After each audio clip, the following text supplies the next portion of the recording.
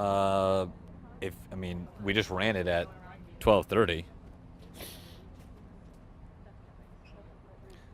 All right, thanks. Okay, thanks. They told us straight line. Yeah. Are you supposed to talk? Are you on?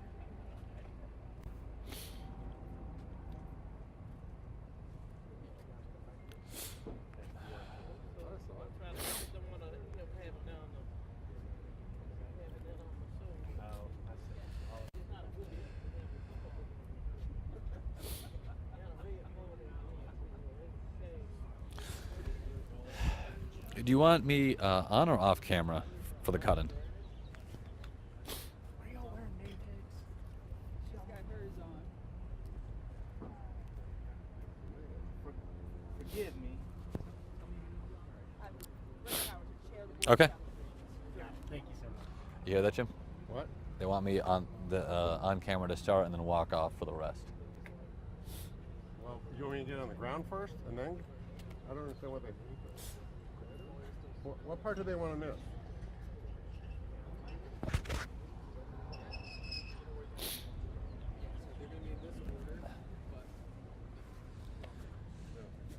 No, it's going to take a while.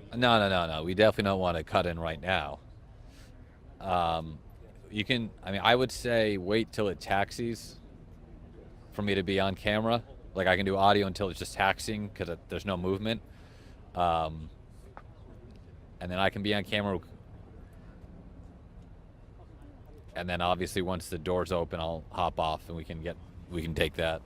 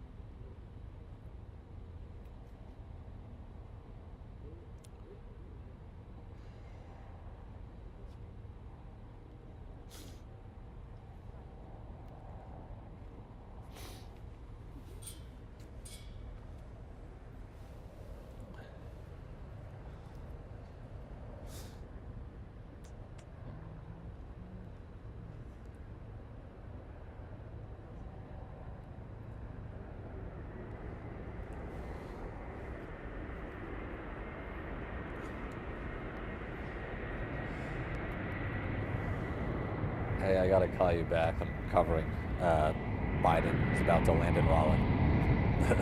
Bye. Yeah, like literally 1 second. Air Force One touch.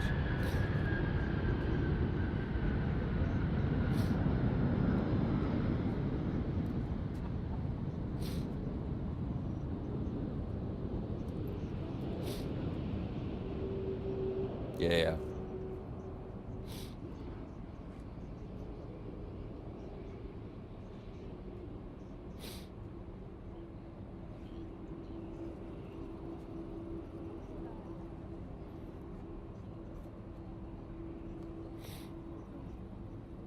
Okay, all right, bye.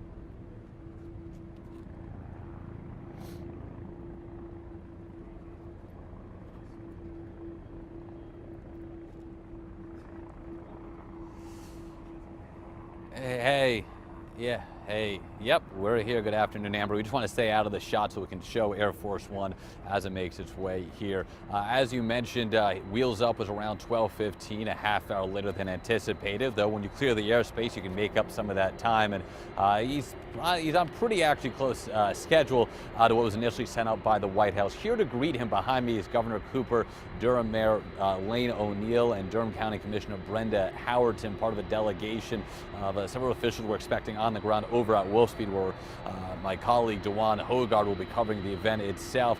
This is part of a 3-week tour. The president, along with Vice President Harris and other cabinet members and administration officials, will be embarking on, spanning more than 20 states, where they're going to be touting manufacturing investments and new legislation, including the Bipartisan CHIPS Act. Now, during our 12 o'clock newscast, we heard from Deputy Commerce Secretary Don Graves, who discussed the vital importance of the U.S. ramping up its production on this front, not only from an economic perspective. We saw during the bulk of the COVID-19 pandemic, the supply chain logistical issues so many companies run into, but also from a national security perspective. We know so much of the global semiconductor production is done in Taiwan, with increasing pressure on Taiwan from China. There is certainly an emphasis to bring a lot more semiconductor production here in an effort to help American companies from an economic perspective, and then a national security perspective. You heard the Deputy Commerce Secretary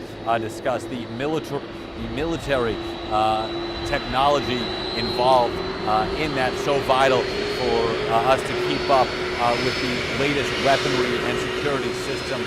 I know the audio may be a bit more difficult as Air Force One makes its turn right in front of our camera right there. We are expecting the president to walk off in the next few minutes, where, as we mentioned, he will be greeted by Governor Cooper, Mayor O'Neill, and Chair Howerton. But certainly an important visit, not only for the reasons I just laid out, but there's a political angle to this as well. This is a vital state for both Democrats and Republicans. The last Republican to win the White House without carrying North Carolina was Dwight Eisenhower back in 1956. It is essentially a must-win for the GOP, and they've been fairly successful in the past. Donald Trump carrying the state in 2020 and 2016, though it is important to note that Joe Biden was able to cut into that margin of victory from 2016 to 2020. We saw Governor Cooper obviously win re-election. We saw Attorney General Josh Stein win re-election. So looking ahead to 2024, this is going to be another battleground state, an open governor's race as well. Expected to be very close, with some big names throwing their hat in the ring already on that front. So a ton of money is going to be pouring in here. We're going to expect a lot more visits, not only from the president, but other administration officials and cabinet leaders over the next year plus. It looks like we are now beginning the taxiing phase of Air Force One here. Amber, I know you've covered these events in the past. Certainly always a special moment when the president makes a visit to the Tar Heel states. I was here, I believe, back in April when he visited NCA&T with EPA Commissioner, North Carolina native Michael Regan. Governor Cooper also in attendance there. Certainly another visit where they're touting clean energy, and the Toyota announcement in that respective trip. This time he's going to be touring Wolfspeed out in Durham that company announcing last September a $5 billion investment, a pledge to create 1,800 jobs over the next 20 years. That's on top of the more than 3,000 jobs already here. Wolfspeed, founded in 1987. 5 of its 6 founders are NC State Wolfpack alumni, so certainly a lot of local ties there. Other big announcements that the Biden White House is looking to tout: Siemens, Toyota, we have VinFast also in Chatham County, and of course Wolfspeed as well. We heard from Wolfspeed CEO Greg Lowe earlier this morning during our shows. He was touting the importance that company plays when it comes to electric vehicle manufacturing and some of the key components there. We're now starting to see the first officials making their way off of Air Force One towards us here, flanked by several security officials and military personnel. So we're expecting this process probably to take about 10 minutes or so. You see some members, looks like potentially the White House press corps, making their way down here. But this process probably should take about 10 minutes 10 to 15 minutes, then they will head directly over to Wolfspeed.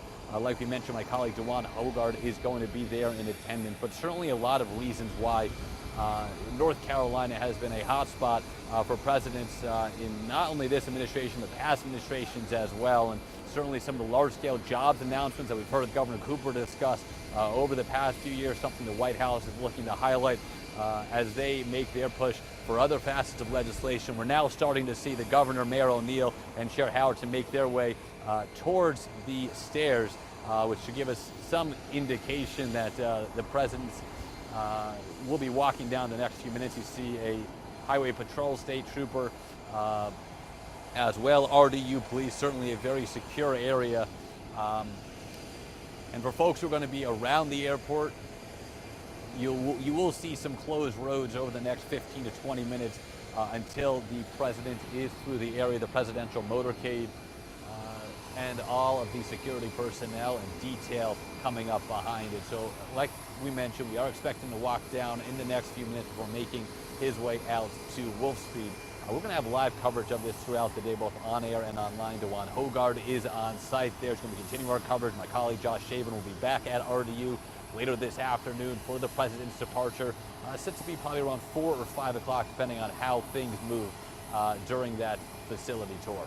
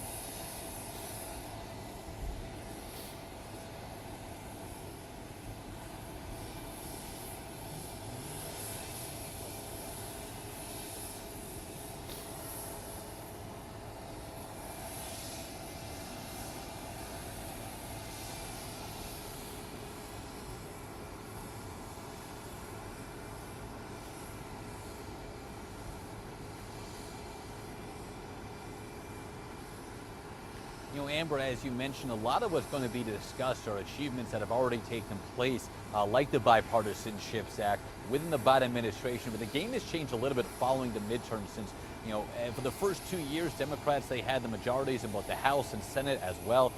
Obviously, as in the White House, that is no longer the case. The House is now a slim Republican majority, but a Republican majority nonetheless. So it won't be as easy necessarily to push through some of the initiatives that the Biden administration is interested in doing. So what we are seeing here again is a highlighting of achievements that have been passed.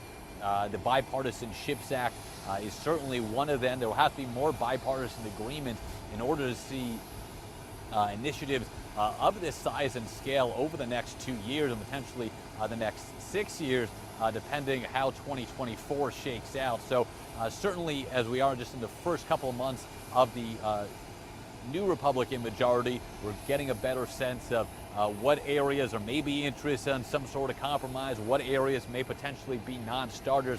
Of course, this happening in the midst of a heightened concern when it comes to job security, when it comes to inflation, though that has certainly cooled off a bit since last summer when it hit a 40-year high, more than 9%, dropped down to 6% last month, though still above the Federal Reserve's target range of 4.5 to 4.75% for the remainder of the year. North Carolina, viewed as one of the country's leaders in a number of sectors. We have obviously a very strong medical field here. The Cancer Moonshot program, which actually Deputy Commerce Secretary Don Graves helped lead prior to taking over this role. Certainly with a tight relationship over at Duke, a lot of the vaccine trials happening at Duke and UNC, and of course now we do see the president making his way down the steps of Air Force One, throwing a thumbs up to the delegation that is awaiting him. That is Governor Cooper, Mayor Elaine O'Neill, and Durham County Commissioner Brenda Howerton. Several other officials we can see from here. It looks like that is Valerie Foushee, the congresswoman in her first term representing Durham County. She won in a landslide back in November. And that is Wiley Nickel, a state senator who also won his race, the hotly contested race. He, a first-term congressman as well. So certainly a lot of local ties here accompanying the president back to North Carolina in Congressman Nickel and Congresswoman Foushee's case. The president now speaking with Mayor O'Neill and Chair Howerton. We can expect these pleasantries to take a few minutes before they will likely embark on their way out to Wolf Speed. He's slated to give remarks at 1:30. That likely will be late, depending on how quickly we can wrap up here. Again, he's expected to be in North Carolina for a few hours, touring that facility before making his way back here around 4:30. The schedule is a bit off. He departed about a half hour late, was able to make up some time in the air, though as he exchanged pleasantries with local and state leaders. Now we're seeing Valerie Foushee embracing Governor Cooper. Next to her is Congressman Wiley Nickel. So again, this is a big trip, for the president as he touts some of the achievements of his administration.